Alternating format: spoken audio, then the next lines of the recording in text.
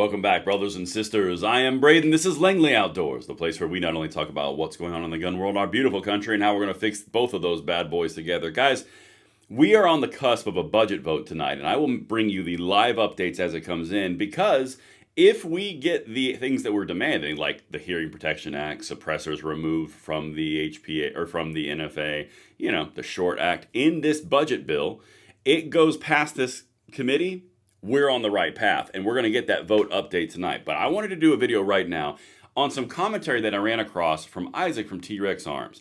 This is excellent. I'm going to lay out the entire playing field. I'm going to walk you through everything that's at risk here, and everything will be linked in the description box below. This one, guys, you're going to want to send out and have that notification bell on, your subscription active, because we have got to be aware of what's happening tonight in DC. All right. With that said, let's get into this. We've got to dive into something over on my X profile. I've got it all lined up for you guys. You can follow me at Braden Elway, particularly where we make fun of gun controllers because they finally figured out that gun violence is the problem to all of, or dental hygiene is the problem for all gun violence, as they call it. Yeah. Okay, at Braden Elway. Let's get into it. So this is the video that we're going to talk about, okay? As you can see in my my little blurb about it, it's very good commentary on why we don't want the lowering of tax costs alone, and we want to remove the damn suppressors from the NFA. This is excellent. I'm going to come back to it in 1 second because it's an amazing look at it. Also, why you can't be lobbying to keep the suppressors in the NFA. A lot of really good reasons. All right.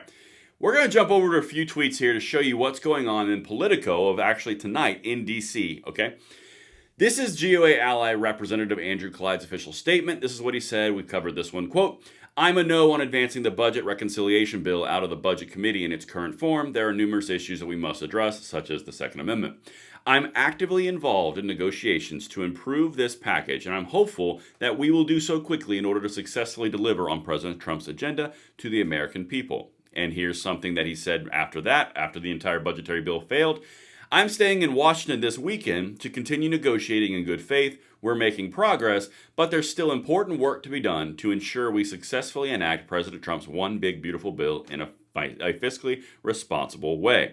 So they're still grinding this whole weekend. While everyone's chilling and enjoying the warm weather, this is happening. Again, I'm going to get back to the video in a second. But this is happening tonight. So make sure you guys are tuned in on this, because I'm going to drop a live as soon as I know something. The House Budget Committee, which is the one that failed, plans Sunday night revote after the mega bill fumble. House GOP leaders want to pass the bill next week before lawmakers leave town for a week-long Memorial Day recess. That's the key. We're on a timeline right here. They have to get this thing out before Memorial Day weekend to stay with the president's agenda to get this thing done. That's the important piece. Time is our ally because we want the right things in this bill or we aren't going to support it. That's the entire point. All the grinding you guys have been doing with the phone calls, the X post, the Facebook post, all of that is culminating in pressure cooking and making them put what we want in here because they are on a timeline to get it done. That's the key. Now, this was released on the 16th. This was on Friday evening. The House Budget Committee will reconvene over the weekend to vote again on approving the GOP's party line tax and spending package after conservatives tanked the same vote Friday morning because of the infringements on the 2A, because they did not put it in there the correct way. The panel is officially scheduled to gavel back in 10 p.m. on Sunday. That's 10 p.m. tonight, with negotiations expected in the meantime among GOP leadership, conservative holdouts, and the White House as a condition of their support. Fiscal hawks are demanding major revisions to the more than 1,100-page measure, including imposing work requirements on Medicaid recipients to kick in sooner in 2029, whatever. This piece right here, and then we're going to get to the video. Clinching approval of the mega bill in the Budget Committee is essential for staying on schedule to tee up a floor vote on the package next week and meet the House GOP leadership's goal of passing the legislation central to President Donald Trump's domestic agenda in time for the Memorial Day recess. That's the entire point. This is politics happening. The sausage making is happening, and now the sausage making is getting close to the time of the delivery. Okay? This is the key point. It's going to happen tonight at 10 p.m. I will be covering the whole dang thing. But let's get over here to why we don't want to lobby to keep the Hearing Protection Act with suppressors on the NFA, and we want the suppressors removed. Okay? This is why, because the ATF has a hand in this. Now, If you will recall, the ATF is not allowed to have a database of gun owners. They're digitizing 4473 forms right now to create something that they're not allowed to have, but they are technically, sort of, because of a loophole, allowed to maintain a database of the NFA items. By lowering the cost of that tax stamp from $200 down to $0, there will be millions and millions and millions more gun owners that, as soon as that thing goes into effect, buy suppressors and register them with the ATF because it costs nothing. Right now, the e-forms process very quickly, but I would imagine that once the cost goes to zero, the number of people filing for those things will go through the roof, wait times will go back up, and the ATF will build a much larger database of gun owners, which is a significant constitutional problem. Now, if you... Very well said. Exceptionally well said. And by the way, if you guys thought this whole suppressor silencer thing was done, it's nowhere near done. We are in the beginning stages of this whole thing because the fallout from some actions that could be taken to make this not work correctly is going to be significant. But let's deal with what's happening in the here and now in this very moment. So what he's referencing is exceptionally important. The ATF has the ability to track anybody that has an NFA item like a suppressor.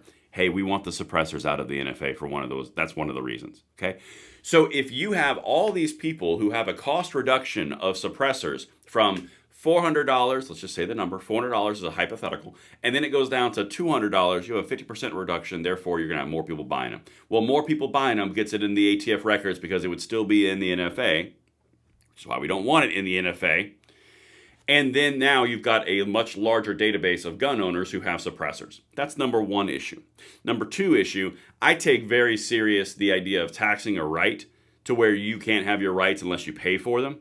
It's very similar to what the gun controllers do in blue states where they say you can have your rights, but you got to pay for the fingerprinting, and you got to pay for the permitting, and you got to pay for the background checks. All these things that are cost prohibitive for a lot of people so they can't have their rights. That's crap.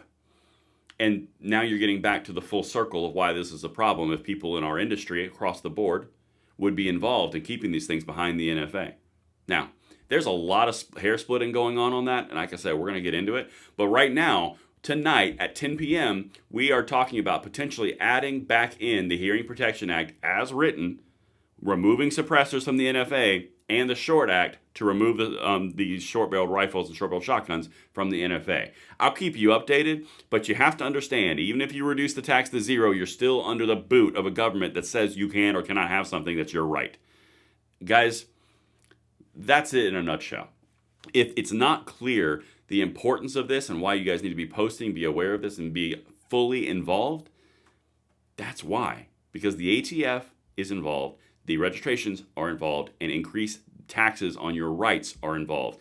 Think of it as a poll tax and how unacceptable that would be. Same damn thing. But anyway, that's what I've got for you guys. Keep your powder dry. Make sure you guys are good to go. You are still tuned in. You are subscribed. You are notified because it is going to be a day of updates, and I will see you on the next one. I'm Braden. See you later.